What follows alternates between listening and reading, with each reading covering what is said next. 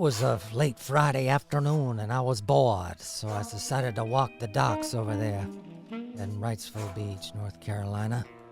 I saw this funny looking bird, you see, and he started looking across the water, so I zoomed in to see what he was gawking at.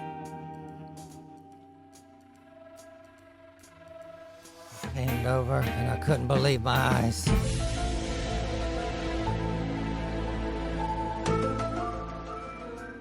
This big vessel's 190 feet long. She weighs 770 some tons. And it's massive. It took up the whole ocean. And when we sat down and looked at it together, we couldn't believe it. And when night fell, we just held each other in awe. And then the bird said he was just looking at another bird.